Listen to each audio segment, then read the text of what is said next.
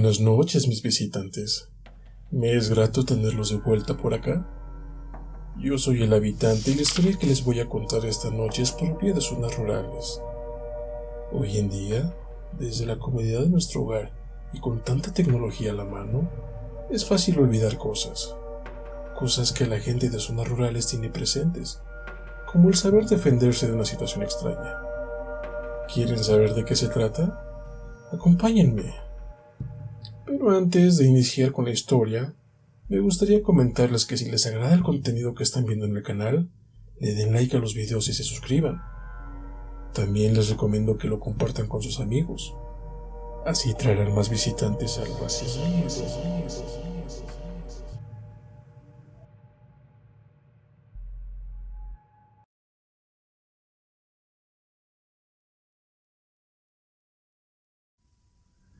Yo soy una persona con conocimientos en sistemas y trabajo en una empresa de tecnología. No soy lo que se diría una persona creyente en lo paranormal. De hecho, soy poco religioso, a diferencia de mi familia. La razón por la que les cuento esta historia es precisamente porque mi curiosidad en esos temas ha crecido bastante desde que hace poco un familiar que vive en el campo me contó cierta historia muy particular.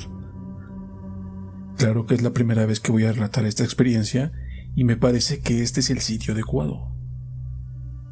Mi primo Javier y su esposa María son dos campesinos que fueron criados a la vieja usanza y viven en una choza pequeña y humilde, situada en el campo, más o menos a 30 minutos de camino a caballo desde el pueblo más cercano. Javier es un primo lejano, proveniente de mi familia paterna. Mi padre, a pesar de que es médico actualmente, viene de una familia muy modesta, originaria también del campo. Sin embargo, él logró completar sus estudios a base de su propio esfuerzo. Es por esta razón que aún tenemos bastantes familiares en las zonas rurales, familiares que nunca han estado en la ciudad, toda su vida la han vivido en el campo. La historia me la contó el primo Javier la última vez que estuvimos de visita en el pueblo por vacaciones. Decidimos ir a visitarle como cada año, aunque en ocasiones tratamos de evitar el viaje hasta su casa. La zona donde vive es poco accesible. La vía que lleva hasta su choza no es precisamente adecuada para un coche. De hecho, ni siquiera es un camino. Más bien es un sendero que se ha formado por el paso de carretas y animales de tiro. Sin embargo, la choza es tan acogedora y el campo es tan bonito que merece totalmente el esfuerzo. En esa ocasión, nos dimos cuenta de que el primo Javier tenía la espalda llena de cicatrices. Dudé mucho en preguntar qué había pasado, pero al final me animé. Su respuesta me dejó sin palabras. No sé si en el pueblo la familia les contó que me caí del caballo. Eso es lo que yo les conté para no preocuparlos, pero María sabe bien lo que pasó. No quisiera hablar de eso, porque ustedes seguramente quieren descansar y no quisiera hacerles pasar una mala noche. En un primer momento, no dudé de lo que me decía, pero al observarlo, pude darme cuenta de que el primo en realidad tenía miedo de contarnos. Su mirada parecía tratar de apartarse cuando hacíamos contacto visual y siempre trataba de sacar otro tema de conversación. Pero yo insistí diciéndole que no podía dejarme con la duda. Al fin y al cabo solo sería una historia. Después de un rato, Javier me habló y me dijo: Bueno, siéntate ahí. Vamos a aprovechar que las mujeres y tus papás andan platicando otras cosas. No quisiera que escucharan y tu papá se ponga nervioso cuando vaya manejando de regreso. Hace 2 meses, como de costumbre, yo tenía que ir al pueblo a comprar unas cosas de la casa. Nunca me voy tan tarde para que no me agarre la noche, y no es que le tenga miedo. De hecho, hasta esa noche yo siempre le había tenido más miedo a los vivos que a los muertos, pues ya me habían robado en un par de ocasiones por andar tan tarde en el camino. Pareciera que los ladrones nunca duermen. Eso es cierto, le dije, pero sin poder sacar de mi mente el eco de esa frase. Hasta esa noche. Javier continuó. Pero ese día ya tenía varios animales enfermos. Ya eran 2 vacas las que se veían muy graves, y pues no podía darme el lujo de que se me murieran. Así que agarré el caballo y empecé a ensillarlo. Pero María inmediatamente me dijo: Javier, ¿para dónde vas? ¿No estás viendo que ya es tarde para que vayas al pueblo? Me da miedo que vayas solo. Seguro te va a agarrar la noche y tengo un mal presentimiento. Mejor espérate mañana. Pero yo no le hice caso. Como te dije, ya se veían muy graves mis vaquitas y yo no podía dejar que se me murieran. Me llevé una linterna que tengo por ahí, aunque seguramente ni la iba a usar. Había luna llena y a veces usar la linterna puede alertar a los bandidos de tu posición. Me fui al pueblo lo más rápido que pude. Compré el remedio que andaba buscando y ya venía de regreso, pero en eso me encontré con dos compadres que me ofrecieron unos tragos y yo acepté. Sin darme cuenta, se hizo de noche, así que mejor me despedí y me apuré a regresar a la casa. Lo bueno es que el caballo ve mejor que uno, así que lo arrié y traté de ir lo más rápido posible sin usar la lámpara, no fuera que me vieran los desgraciados rateros. Íbamos a buen paso, calculo que ya más o menos a la mitad del camino, y yo empezaba a sentirme más tranquilo. En eso, cuando llegué a la curvita donde pasa el arroyo, noté algo raro, algo que me llamó la atención. Aquí, Javier hizo una pausa, como para tomar fuerzas antes de seguir con su relato. Parecía tener miedo, mismo que empezaba a contagiarme a mí. Me di cuenta que volteé un par de veces sobre mi hombro, como si hubiera alguien atrás de mí. Cuando pasé por la curva, vi una silueta. Por la forma en que tenía, yo estaba casi seguro de que era una niña. Mis ojos ya se habían acostumbrado a la oscuridad, pero iba tan rápido el caballo que no estaba seguro de lo que había visto.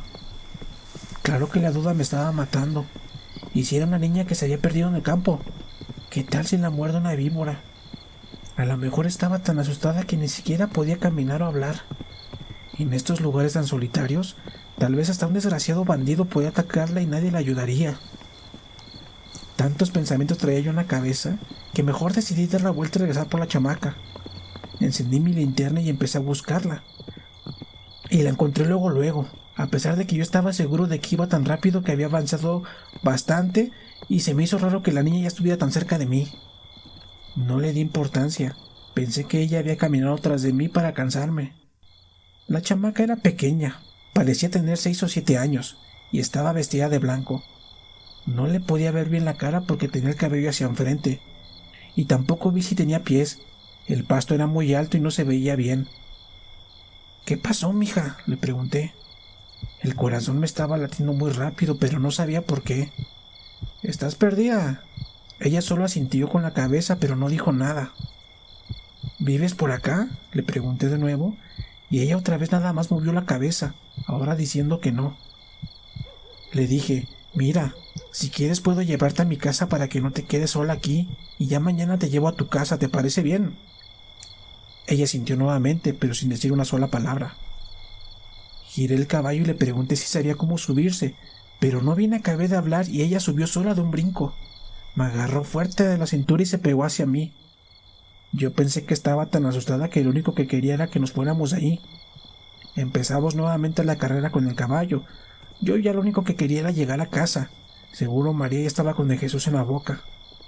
De pronto, empecé a sentir mucho frío y yo empecé a temblar, en parte por el frío y en parte por el miedo de que nos encontrara un bandido. Ya no solo era mi inseguridad, sino también la de la chamaca que venía conmigo. Arrié el caballo lo más que aguantó. Pobre animal iba todo lo que podía. En este punto, Javier se detuvo nuevamente. Me di cuenta que sus manos estaban temblando y con su mirada veía a todos lados, como si buscara el valor para continuar. Pronto me di cuenta de que había algo mal. El caballo empezaba a correr más lento y por más que lo presionaba no podía regresar al ritmo que traíamos. Le dije a la chamaca, no te preocupes, ya no demoramos en llegar. Ahí fue la primera vez que habló. Su voz aún resuena en mis pesadillas y sueños. No tenía la voz de una chamaca, ni de hombre ni de mujer, ni de nada que yo hubiera escuchado antes. Me dijo, tú no vas a ningún lado, tú te vas conmigo. Sentí que el corazón se me salía del pecho. Volteé para encararla, pero estaba tan pegada a mí que no podía verle la cara. En ese momento vi sus piernas y yo grité.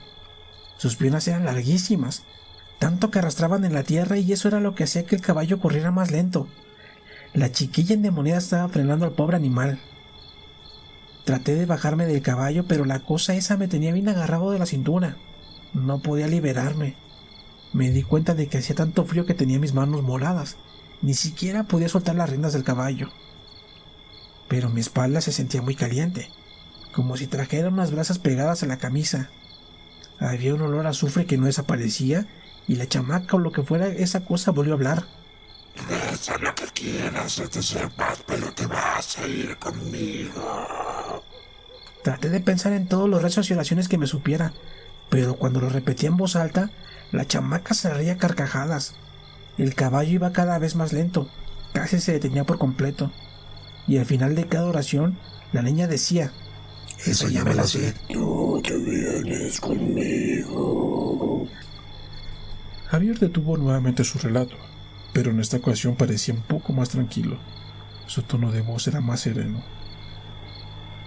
En ese momento, quién sabe cómo, pero recordó a la bisabuela que siempre hacía un rezo especial cuando alguien estaba triste o enfermo.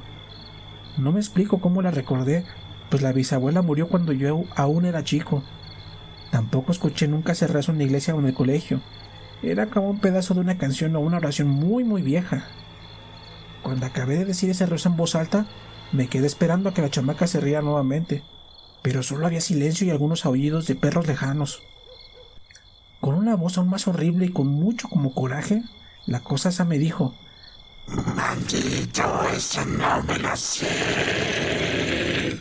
De inmediato desapareció la presión sobre mí del caballo, que empezó a trotar nuevamente, aunque su respiración se escuchaba muy agitada, como si estuviera muy agotado.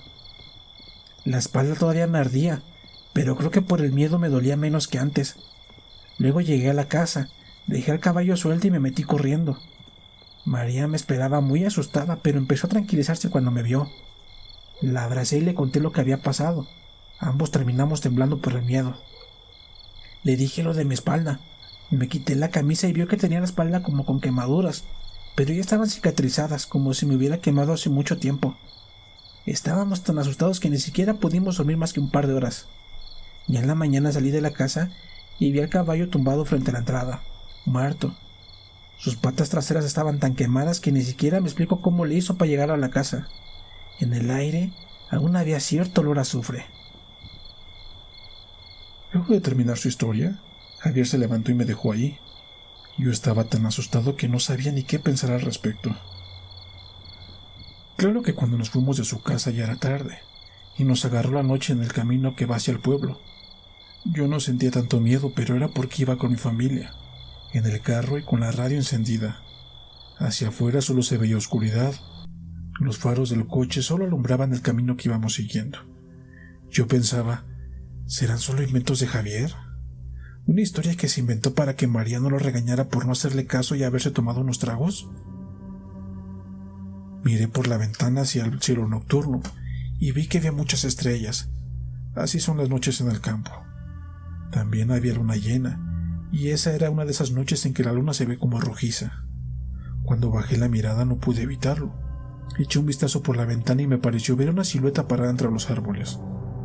El coche avanzaba rápido y evidentemente no había razón alguna para detenernos o regresar, pero sentí un horrible escalofrío al recordar la historia de Javier. En ese momento recordé que le pregunté: «Oye, primo, ¿y cuál es esa oración que te salvó?». No supe si por simple curiosidad o como un intento de protegerme, en el supuesto de que me encontrara en una situación similar. Recuerdo que Javier me miró y con una débil sonrisa me dijo: «De nada sirve que te la diga, primo. Esa ya se la sabe.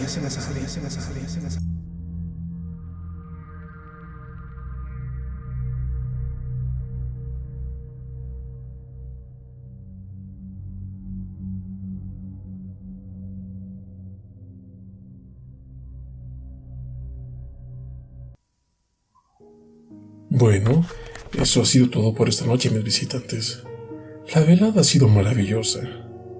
Les recuerdo que estamos presentes en redes sociales. Pueden escribirnos en comentarios o por el medio que ustedes desean la historia o la experiencia que quieran que relatemos en nuestro canal.